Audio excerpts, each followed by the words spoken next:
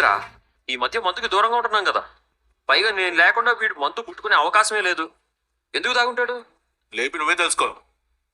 రే రాజేష్, లేరా. ఈ బతుకులు మారో. పేదోడుగా పుట్టి పేదోడుగానే చావాలి. ఏం మాట్లాడుతున్నాడు రా?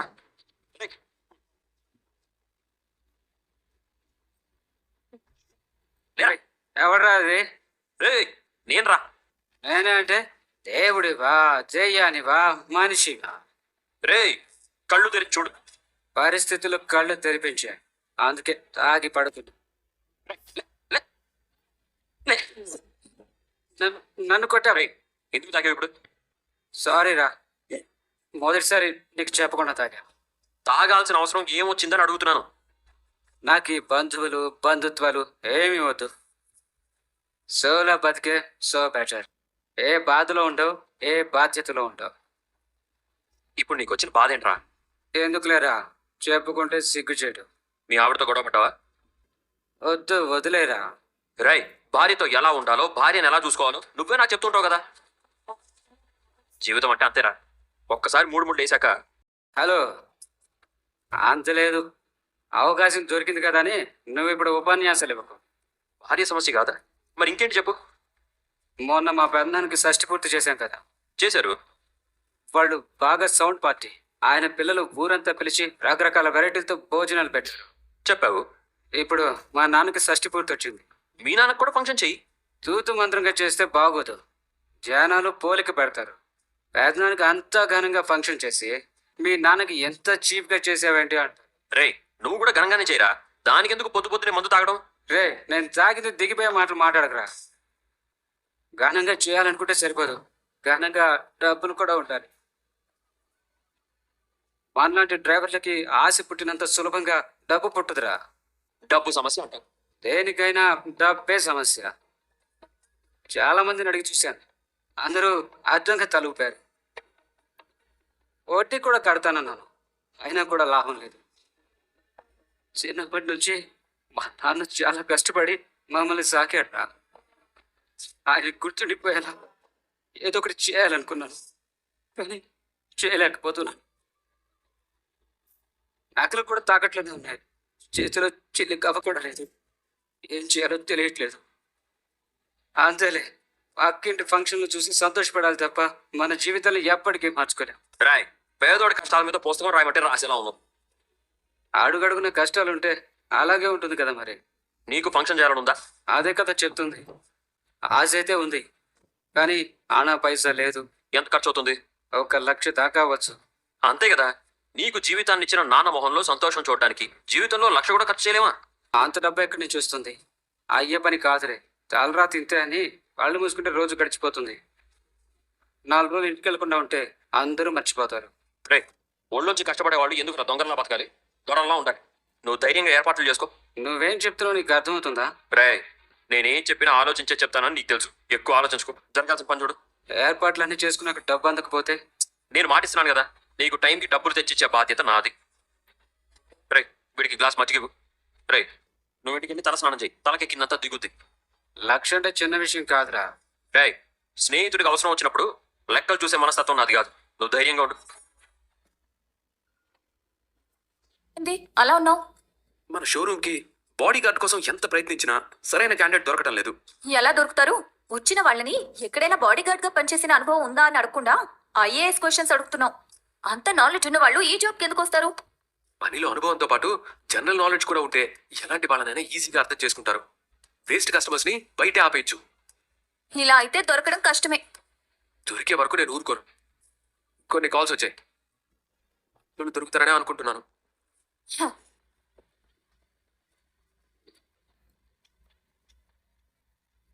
ఓనర్ ఎక్కడా?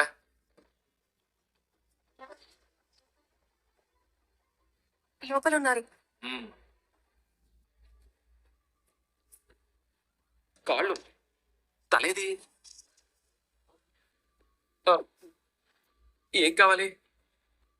మీ దగ్గర బాడీ గార్డ్ జాబ్ ఉందని తెలిసింది, ఇంటర్వ్యూకి వచ్చాను. ఎక్స్పీరియన్స్ ఉందా? ముందు ఒక సార్ దగ్గర పనిచేశాను, ఆయన అమెరికా వెళ్ళారు.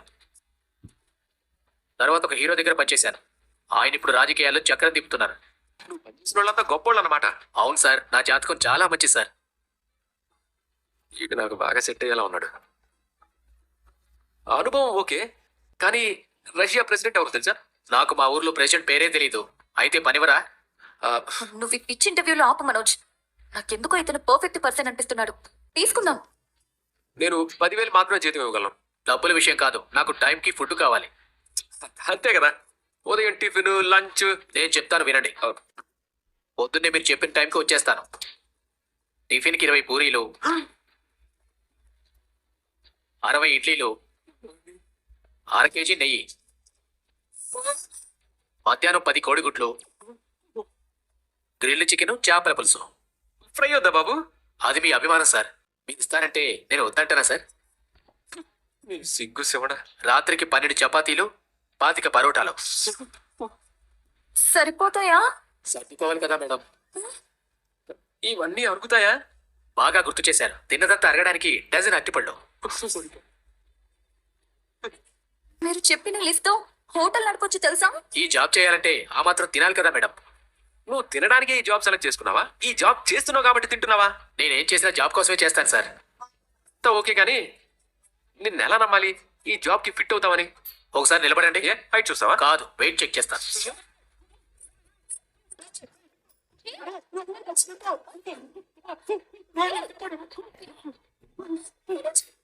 70 కేజీల బరువు ఉన్నారు సార్. ఈ ఫిట్నెస్ సరిపోతుందా సార్? గుండె జారి. గల్లత్తైతా? కంగారు పడకండి. ఇక్కడికి వచ్చి మీతో ఎవరైనా తేడాగా ప్రవర్తిస్తే ఇలాగే ఎత్తి అవతల పడేస్తా. సరే, 2 నిమిషాలు బయట వెయిట్ చేయి. Okay sir. వీడిని పోషించగలమంటావు రోహిణి? ఫుడ్ పెట్టి గుట్టులా చాకరీ చేసేలా ఉన్నాడు. వదులుకోవద్దు. నీ జనరల్ నాలెడ్జ్. మడిచి పాకెట్లో పెట్టుకో. నా మాట విను. ఇతను నీ పక్కనుంటే నిన్నెవరూ ఏమీ చేయలేరు. నీకు ఓకే అయితే నాకు ఓకే. మీరు ఇక్కడికి ఎందుకు వచ్చారు? ఇక్కడికి పని మీద వచ్చాను. ఎవరితో? ఎవరితోనో కాదు, నీతో విషయం చెప్పాలి. నా చీర మడత పెట్టండి. ఇప్పుడు చెప్పండి. చెప్పేది వినడానికి చీర మట్ట పెట్టడానికి సంబంధమే లేదు. మంచిది, నేను వినను. వెళ్ళండి.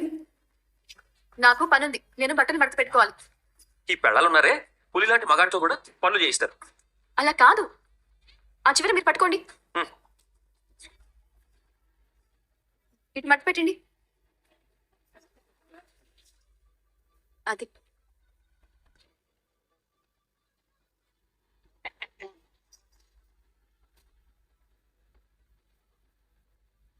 ఇప్పుడు చెప్పండి. మన రాజేష్ గారు తాగి పడుకున్నాడు. బార్లోనా?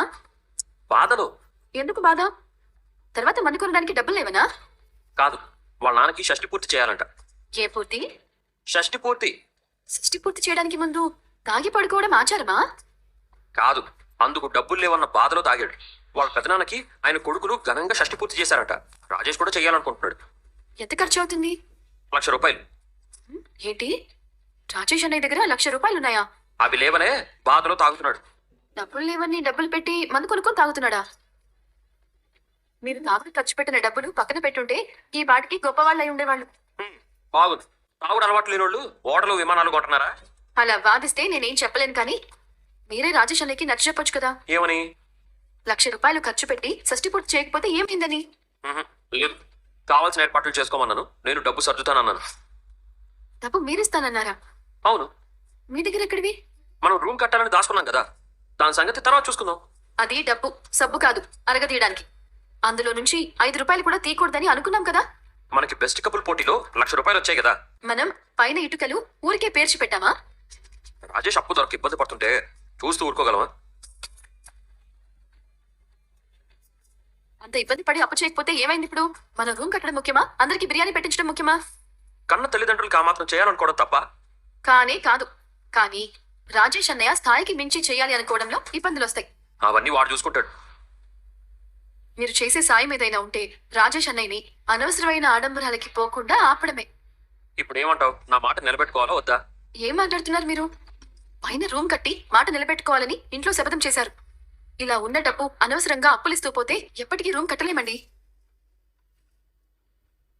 ఇంట్లో మన మాట నిలబెట్టుకోవాలని, మీరు గర్వంగా తలెత్తుకోవాలని నేను పుస్తల తాడు కూడా చేయించుకోకుండా దాస్తున్నాను. కాకపోతే 2-3 నెలల తర్వాత కట్టొచ్చు. 2-3 నెలల తర్వాత రాజేష్ అనే ఇవ్వకపోతే రూమ్ ఎప్పుడైనా కట్టొచ్చు. షష్టి పూర్తి పోతే వస్తుందా? అందుకోసం మనమేం చేస్తాం? మన దగ్గర లక్షలు మూలుగుతున్నాయా? శృతి వాళ్ళ అమ్మలాగా నేనేమన్నా చెక్కులు పట్టుకొని ఇంటింటికి తిరిగి దానాలు చేస్తున్నానా? చూడండి, దానం ఇచ్చే వాళ్ళకంటే ధైర్యం ఇచ్చే వాళ్లే గొప్ప. దానం ఇప్పటికే పనిచేస్తుంది, ధైర్యం జీవితాంతం పనిచేస్తుంది. రూపాయికి కొరగాని ధైర్యం ఎందుకు? రూపాయి పుట్టించలేని స్నేహం ఎందుకు? నా స్నేహితుడి ఆశని నేను నిలబెడతాను. అందుకు నేను ఒప్పుకోవాలి కదా. దీన్ని అపాత్ర దానం అంటారు, తనకి మళ్ళీ ధర్మం అని కూడా అంటారు. ఆ ₹1,00,000 ప్రైస్ డబ్బే కదా. అందులో సగం నాది కూడా ఉంది. మనిద్దరికి కలిపి ₹1,00,000 ఇచ్చారు. సరే అయితే 50,000 తీసుకెళ్తాను. మిగతా 50,000 ఇంకొక చోట అప్పు చేసిస్తారా? నేను ఎక్కడో తిప్పలు నీకెందుకు? యాండి, తిండికి ఇబ్బంది పడుతుంటే సాయం చేయండి. వాళ్ళ నాన్న హాస్పిటల్లో ఉంటే సాయం చేతురు. అంతేకాని సంపాదనకు మించి, తాహతుకు మించి, స్థాయికి మించి అనవసరమైన ఖర్చులు చేయకూడదు. ఈ మాటలను మించిన సహాయం లేదు. ఇదేనా నువ్వు ఇచ్చే సలహా? సింపుల్ గా గుడిలో చేయమని చెప్పండి. ఏ అనాథాశ్రమంలోనూ ఒక పూట భోజనం పెట్టమని చెప్పండి. అంతేకాని అట్టహాసంగా ఫంక్షన్లు చేసి అందరికీ మందు పోయించి బిర్యానీలు పెట్టించడం వల్ల ఏమీ ఉపయోగం ఉండదు.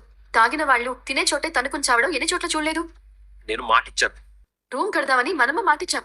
నా కోపం తెప్పించక మీనా. వెళ్ళి కుదరదని చెప్పండి. ఇస్తావా ఇవ్వవా? అవి మన రూమ్ కోసం పెట్టుకున్న డబ్బులు, తాగడానికో తినడానికో ఇవ్వను.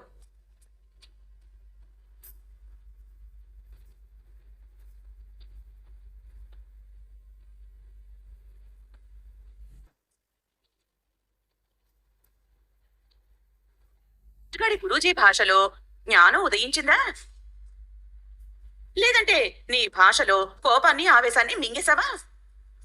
తమరి కడుపులో ఏదో పండగ జరుగుతున్నట్టుంది, మనసులో ఏవో ఉత్సవాలు జరుగుతున్నట్టున్నాయి. ఏంటి విశేషం? నేను చెప్పిందే జరిగింది, జరగబోయేదే నేను చెప్తాను. నీ చిలక బాగా పలుకుతుందే. ఆ చిలక పలుకులు వినే కదా వస్తున్నావు. నీకేమాత్రం విలువిచ్చింది? నీ మాటలకి ఏమాత్రం గౌరవం ఇచ్చింది? భార్య ఎంత మర్యాద ఇచ్చింది? ఏమో, నేను తూకం వేసుకోలేదు. నేనిక్కడ తూకం వేస్తూనే ఉన్నాను. అవునా? ఎన్ని కేజీలు వచ్చిందేంటి? 0 గ్రాములు కూడా లేదు. ఎరా, బయట పులిలా తిరుగుతావు, గాండ్రిస్తావు, ఇంట్లో సింహంలా తిరుగుతావు, గర్జిస్తావు. పెళ్ళాం దగ్గరికి వెళ్ళేసరికి చవట దద్దంలా మియా అంటావేంట్రా? మొన్న తమ్ముడు కోసం నువ్వు వద్దన్నా వెళ్ళింది, ఇప్పుడు నీ డబ్బులే నీకు ఇవ్వడానికి ఇలా మాట్లాడుతోంది. ఇలాగే వదిలేస్తే నీ నెత్తి మీద అది డాన్స్ స్కూల్ పెట్టి తైతకలాడడం మొదలు పెడుతుంది. అప్పుడు మాస్టర్ మీనా అని పిలుస్తూ తను ఆడించినట్టల్లా ఆడాలి. అవును, నా మీద నీకు ఇంత జాలి దయా కరుణ పుట్టుకొచ్చేయంటమా? ఎందుకంటే మనోజ్ గారిని చాలా సార్లు డబ్బు విషయంలో ఆదుకున్నావు కాబట్టి వాడికి దాసోహం అన్న తప్పులేదు. శృతి ముందు నుంచే డబ్బున్న వాళ్ళ దగ్గరే పుట్టి పెరిగింది కాబట్టి ఆ మాత్రం దర్పం చూపించడంలో తప్పులేదు. రవిని తను కంట్రోల్లో పెట్టినా వాడు వినక తప్పలేదు. కానీ నీ పెళ్ళం నిన్న మొన్నటిదాకా పుట్టింట్లో పూలు అమ్ముకుని బతికింది. ఈ రోజు నువ్వు కొనిచ్చిన పూల కంపెనీ పట్టుకుని సంపాదిస్తూ నిన్నే లెక్క చేయడం లేదు, చూసావా? ఆ అలుసు నువ్విచ్చింది కాదా, అంత ధైర్యం నీ నుంచి వచ్చింది కాదా? అవునమ్మా, మీనా నన్ను పూచిక పుల్ల కింద తీసి పారేస్తుంది. నా మాట అస్సలు వినడం లేదు. కానీ మా మధ్య ఏ గొడవలు వచ్చినా మీనా నేను సర్దుకుపోతాం. నువ్వు రెచ్చగొట్టి చిచ్చుపెట్టి మమ్మల్ని విడదీయాలని చూసి వేస్ట్ అమ్మా. మా సమస్య మేము చూసుకుంటాం, నీ పని నువ్వు చూసుకోమ్మా మమ్మీగా.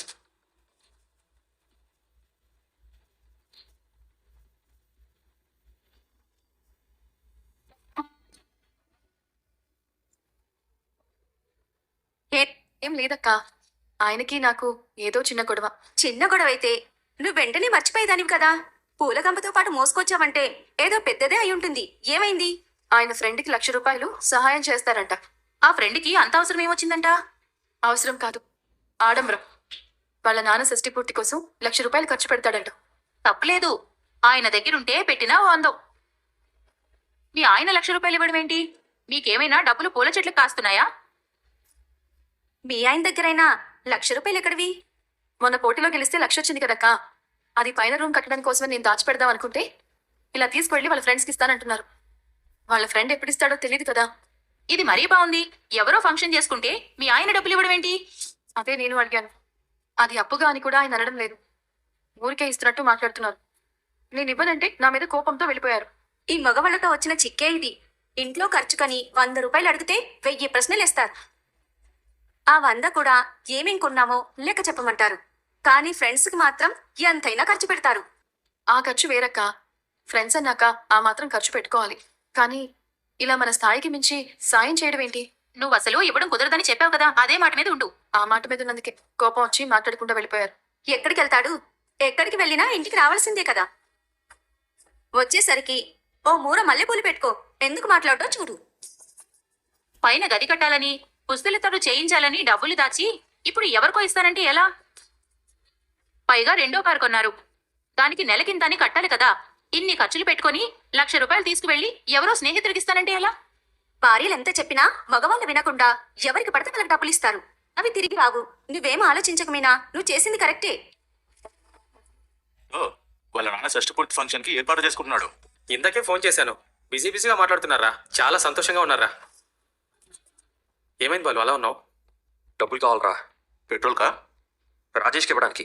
అదేంటి, నీ దగ్గర ఉన్నాయన్నావు కదా. అవి ఇవ్వడం కుదరట్లేదు. నువ్వు ఇవ్వగలవలేదో తెలియకుండానే వాడికి మాటిచ్చావా? గొప్ప కోసం అలా చెప్పావా? రే, నాకు ఇవ్వాలని ఉందిరా, కానీ మీనా వద్దంటోంది. ఎందుకు, ఇంట్లో ఏమైనా ఖర్చుందా? రూమ్ కట్టాలనుకున్నాం కదా, దానికి దాచుకుందాం అంటుంది. అది నిజమేగా. మరి ఈ విషయం రాజేష్కి మాటిచ్చే ముందు గుర్తురాలేదా నీకు? గుర్తుందిరా, అయినా ఇవ్వచ్చు అనుకున్నాను. దానికోసం వేరే ఖర్చు ఎదురు చూస్తున్నప్పుడు ఎలా ఇస్తానన్నావురా?